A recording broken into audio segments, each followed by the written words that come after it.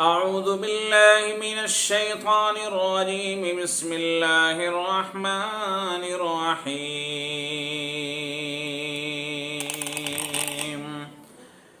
واضرب لهم مثل الرجلين جعلنا لأحدهما جنتين من أعناب وحففناهما بنخل وجعلنا بينهما زرعا۔ سورۃ الکہف کی یہ آیت ہے۔ اللہ رب العزت نے یہاں سے دو مردوں کا، دو شخصوں کا حال بیان فرمایا ہے۔ ایک وہ شخص تھا جو غریب تھا، مسکین تھا، کمزور تھا، مال و دولت کے اعتبار سے بہت کم کچھ اس کے پاس دنیاوی زندگانی تھی، اور ایک وہ شخص تھا جس کا حال قرآن یہاں بیان کر رہا ہے اور کہہ رہا ہے کہ اے میرے محبوب، آپ ان کے سامنے دو مردوں کا حال بیان کر دیجئے۔ ان میں سے ایک کو میں نے 2 باغ انگور کے عطا کیے، اور ان دونوں باغات کو ہم نے کھجور کے درختوں سے گھیر رکھا تھا، اور ان کے بیچ میں ہم نے کھیتیاں ان کو عطا کی تھی۔ کلتا الجنتین آتت اکلها ولم تظلم منہ شیئا، اور یہ دونوں باغات اپنے پھل خوب لاتے تھے اور اس میں کسی طرح کی کوئی کمی اس میں نہیں کرتے تھے۔ وفجرنا خلالہما نہرا، اور ہم نے ان دونوں کے بیچ سے نہریں جاری کر رکھی تھیں، یعنی اس کی شادابی کے لیے اور اس کو تر و تازہ رکھنے کے لیے، پھل پھول لانے کے لیے، جن تمام چیزوں کی ضرورت اس کی حفاظت کے لیے جس طرح کا انتظام ہونا چاہیے، ہر طرح سے ہم نے ان کو عطا فرمایا تھا۔ وَكَانَ لَهُ ثَمَرٌ، اور ان باغات کے علاوہ ہم نے ان کو زندگی گزارنے کی تمام عیش و عشرت کی چیزیں عطا کی تھی، جس سے ایک بہترین کامیاب انسان اپنی زندگی عیش و آرام کے ساتھ گزارتا ہے، وہ سب کچھ ان کو ہم نے عطا کیا تھا۔ فقال لصاحبه وهو يحاوره، تو ایک دن ایسا ہوا کہ وہ گفتگو کرتا کرتا اپنے ساتھی جو غریب تھا اس سے کہنے لگا، انا اکثر منک مالا واعز نفرا، میں تم سے مال و دولت کے اعتبار سے اور اپنی جمعیت کے اعتبار سے بہت زیادہ بڑھا ہوا ہوں، یعنی تکبرانہ انداز اختیار کیا۔ ودخل جنته وهو ظالم لنفسه، اور وہ اپنے باغ میں داخل ہوا اس حال میں کہ وہ اپنے اوپر ظلم کر چکا تھا، یعنی کفران نعمت کا وہ شکار ہو چکا تھا، اللہ کی نعمت کا وہ ناشکرہ ہو چکا تھا، توحید میں اس نے غلطی کر رکھی تھی۔ وَهُوَ ظَالِمٌ لِنَفْسِهِ، اور وہ اپنے اوپر ظلم کرتا ہوا باغ میں داخل ہوا۔ قَالَ مَا أَظُنُّ أَن تَبِيدَ هَٰذِهِ أَبَدًا، اور وہ کہہ رہا تھا کہ میں یہ گمان نہیں کر سکتا کہ کبھی اس باغ کو کوئی آفت آسمانی یا دنیاوی لگ سکے گی۔ وَمَا أَظُنُّ السَّاعَةَ قَائِمَةً، اور میں نہیں گمان کرتا کہ قیامت بھی قائم ہوگی، قیامت آنے والی ہے۔ وَلَئِن رُّدِدتُّ إِلَىٰ رَبِّي لَأَجِدَنَّ خَيْرًا مِّنْهَا مُنقَلَبًا، اور یہ بھی کہہ رہا تھا کہ اگر میں اپنے رب کی طرف پھر گیا، یعنی میں اپنے پروردگار کی طرف پلٹایا گیا، تو میں اس سے بہتر پلٹنے کی جگہ اس سے بہتر باغ میں وہاں پاؤں گا۔ قال له صاحبه وهو يحاوره، تو اس کا جو دوست تھا وہ جواب دیا، جو کمزور تھا، غریب تھا، مسکین تھا، گفتگو کرتا ہوا یہ کہا، اکفرت بالذی خلقک من تراب ثم من نطفة ثم سواک رجولا، کہ تو نے اس ذات کے ساتھ کفر کیا اس ذات کی نعمتوں کی ناشکری کی جس نے سب سے پہلے تجھے مٹی سے بنایا، یعنی آدم علیہ السلام کے ذریعے سے تمہاری پیدائش فرمائی کہ وہ مٹی سے بنائے گئے تھے۔ ثم من نطفہ، پھر مادر رحم میں تمہارا وجود ہوا اور اس کے ذریعے سے پھر تم اس کائنات میں اپنی آنکھیں کھولیں۔ یعنی اول کو اور آخر کو قرآن نے بیان کر دیا کہ تمہاری ابتدا شروعات مٹی سے، اور جو پیدائش کی آخری گھڑی ہے وہ ناپاک پانی سے ہے۔ ثم سواک رجولا، پھر اللہ نے تمہیں انسان بنا کر، آدمی بنا کر تمہیں اس کائنات میں بھیج دیا، مرد بنا دیا۔ لیکن هو اللہ ربی ولا اشرک بربی احدا، لیکن وہی اللہ میرا پروردگار ہے اور میں اس کے ساتھ کسی کو شریک نہیں ٹھہراتا، نہیں کر سکتا۔ ولولا اذ دخلت جنتك قلت ما شاء اللہ، اور کیوں نہ ہوا کہ جب تو اپنے باغ میں داخل ہوتا، باغ میں گیا تو کہا ہوتا ماشاء اللہ ماشاء اللہ، لا حول ولا قوت الا باللہ، کوئی طاقت و قوت نہیں مگر اللہ کی مدد سے ہی ممکن ہو سکتی ہے ہر چیز۔ یہ کیوں نہ کہا، اللہ کا شکر کیوں نہیں ادا کیا؟ ان ترنی انا اقل منک مالا وولدا، اگر تم مجھے اپنے مال اور اپنے اولاد کے اعتبار سے تم مجھے حقیر کمتر سمجھتے ہو، مگر بہتر یہی تھا کہ جب تو اپنے باغات میں داخل ہوا تو اللہ کا شکر ادا کرتا اور ماشاء اللہ اور اللہ کی طاقت و قوت کے بارے میں اس کی تعریف کرتا، یہ بہتر تھا۔ فعسى ربي أن يؤتيني خيرا من جنتك ويرسل عليها حسبانا من السماء فتصبح سعيدا زلقا، تو قریب ہے کہ میرا رب مجھے تیرے باغ سے اچھا دے، یعنی میرا پروردگار اس بات پر قادر ہے کہ عنقریب ہی وہ تیرے باغات سے بہتر باغ مجھے عطا کر دے، اور اس باغ کے اوپر آسمان سے آفت کو، آگ کو، پتھر کو بھیج دے،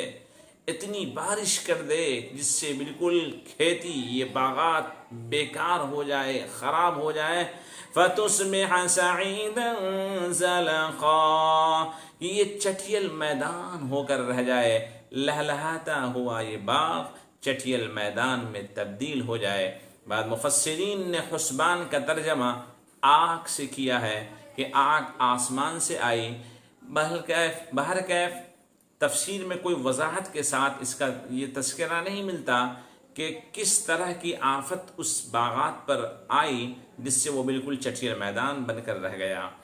او يصبح ماؤها غورا فلن تستطيع له طلبا،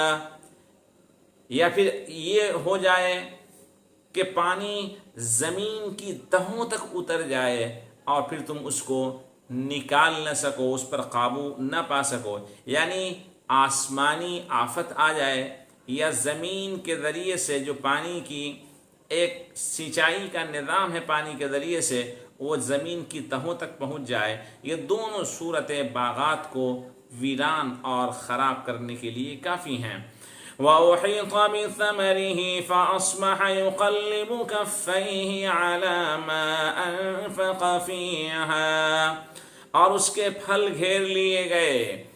اور ان کے تمام آشائش زندگی خود ان کے لیے وبال جان بن گئی۔ فَأَصْبَحَ يُقَلِّبُ كَفَّيْهِ عَلَى مَا أَنفَقَ فِيهَا، تو وہ اپنے ہاتھ پہ ہاتھ پلٹ رہا تھا، ہتھیلیوں کو ہتھیلی پہ رکھ کے ایسے کر رہا تھا، افسوس کا اظہار کر رہا تھا، اس بات پر جو اس نے اپنے باغات میں خرچ کیا تھا، اس کی سینچائی میں، اس کی دیکھ بھال میں، اس کو بہتر سے بہتر، خوبصورت سے خوبصورت بنانے میں۔ وَهِيَ خَاوِيَةٌ عَلَىٰ عُرُوشِهَا، وہ اپنی ٹٹیوں پر وہ گری پڑی تھی، یعنی باغات بالکل ویران جنگلوں کی طرح ہو گیا تھا۔ وَهِيَ خَاوِيَةٌ عَلَىٰ عُرُوشِهَا وَيَقُولُ يَا لَيْتَنِي لَمْ أُشْرِكْ بِرَبِّي أَحَدًا، اور وہ کہہ رہا تھا، ہائے میری بربادی، ہائے میری بدبختی، ہائے میری بدنصیبی، کہ کاش میں اپنے پروردگار کے ساتھ کسی کو شریک نہ ٹھہراتا۔ وَلَمْ تَكُنْ لَهُ فِئَةٌ يَنصُرُونَهُ مِن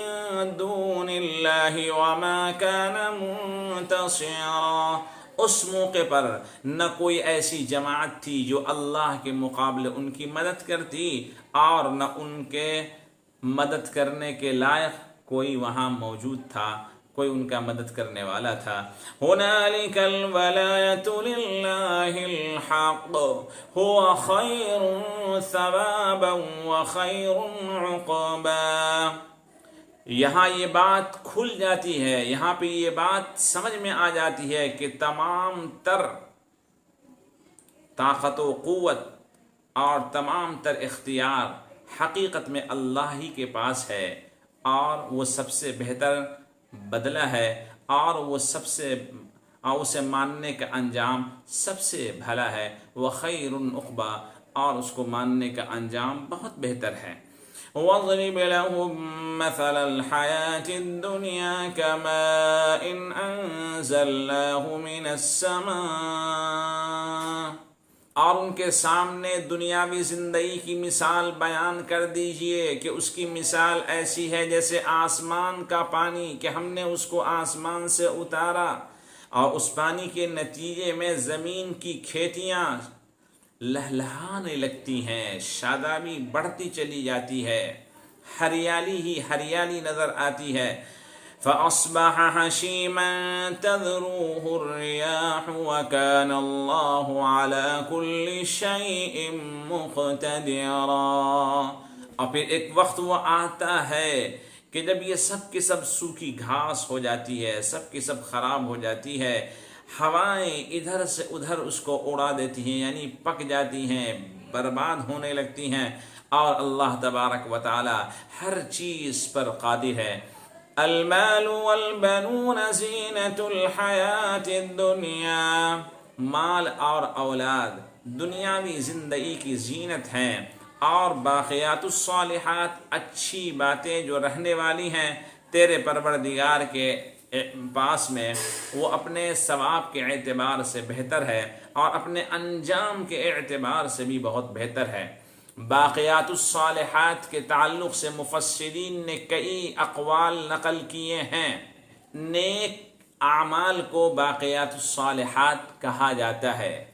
اسی طرح سبحان اللہ والحمد للہ ولا الہ الا اللہ واللہ اکبر ولا حول ولا قوة الا باللہ العلی العظیم، یا الا باللہ باقیات الصالحات، اس کو بھی کہا گیا ہے کہ یہ بہت ہی بہتر ہے۔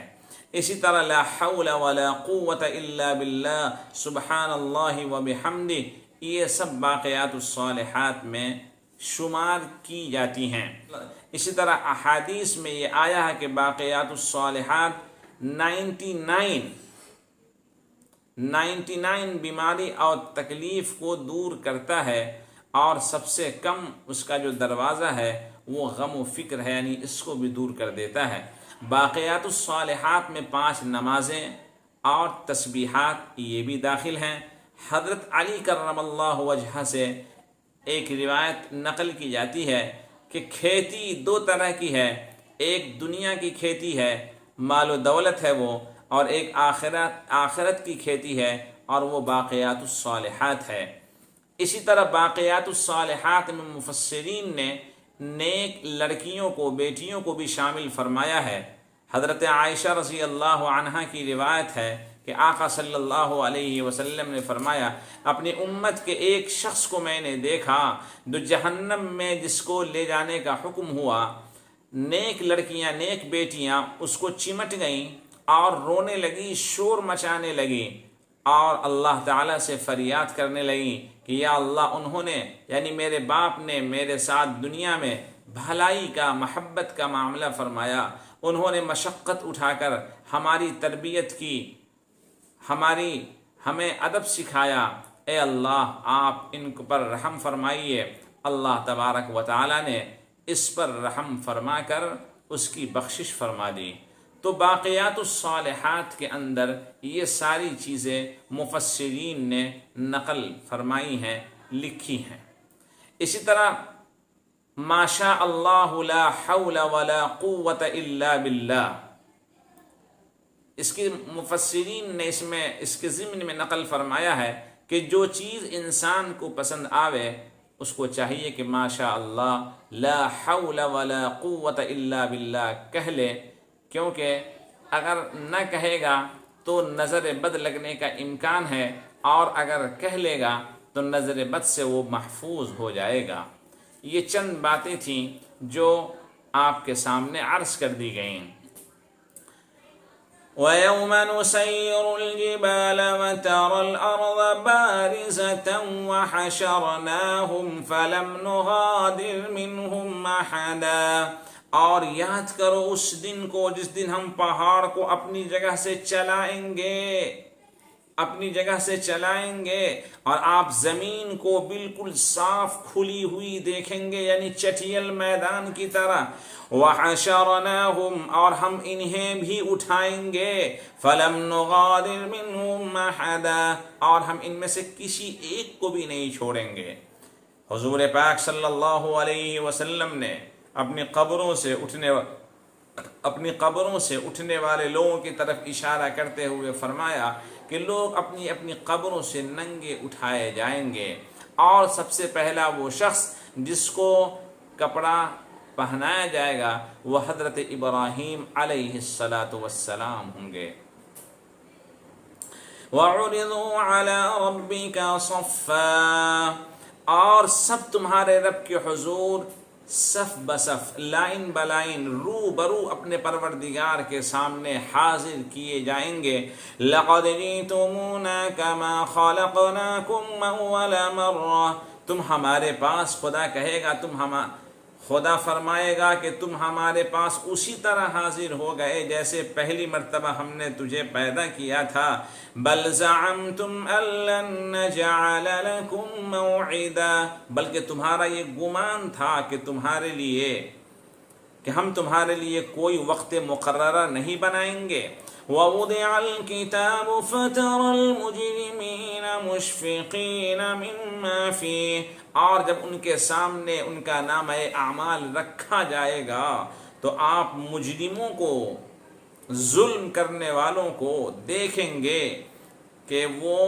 اس میں لکھی ہوئی چیز سے ڈر، خوف محسوس کرتے ہوں گے، ڈر رہے ہوں گے۔ وَيَقُولُونَ يَا وَيْلَتَنَا مَا لِهَذَا الْكِتَابِ، اور وہ کہہ رہے ہوں گے ہائے ہماری بدبختی، بدنصیبی، کم نصیبی، یہ کیسی کتاب ہے، کیسا نامہ اعمال ہے۔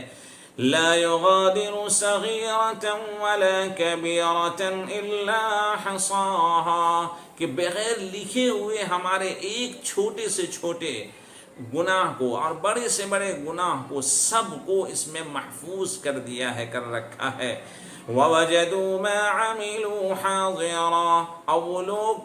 ان تمام چیزوں کو اپنے روبرو پائیں گے، اپنے سامنے پائیں گے جو انہوں نے دنیاوی زندگی میں کیا ہوگا۔ وَلَا يَظْلِمُ رَبُّكَ أَحَدًا، وَلَا يَظْلِمُ رَبُّكَ أَحَدًا، اور تیرا پروردگار کسی پر ظلم نہیں کرتا، وہاں ظلم نہیں کرے گا۔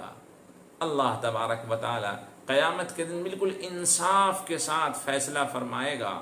اور ہر انسان کے نامہ اعمال کو اس کے سامنے رکھ دیا جائے گا کہ خود اپنے نامہ اعمال کو دیکھو۔ اقرأ کتابک پڑھو اپنے نامہ اعمال کو، کفا بنفسک الیوم علیک حسیبا، یعنی نامہ اعمال کو دیکھتے جاؤ، فیصلہ کرتے جاؤ، جو اچھا کیا ہوگا جنت میں جانے کا فیصلہ ہوگا، جس نے برا کیا ہوگا جہنم میں جانے کا فیصلہ اس کو سنایا جائے گا، اور اس کے چہرے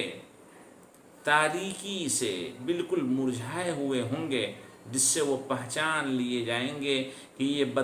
بدبخت بد نصیب انسان ہے۔ اللہ تبارک و تعالی ہم سب کو نیک اعمال کرنے کی توفیق عطا فرمائے۔ اللہ تبارک و تعالی ہم سب کو اپنی اولاد کے تعلق سے فکر مند ہونے کی توفیق عطا فرمائے، اور باقیات الصالحات میں جو نیک بیٹیوں کا، نیک لڑکیوں کا مفسرین نے ذکر کیا ہے، اللہ تبارک و تعالی ہم سب کی بیٹیوں کو نیک، فرما بردار اور علم کا پیکر اور علم کا جامع بنائے۔ وآخر دعوانا ان الحمد للہ رب العالمین۔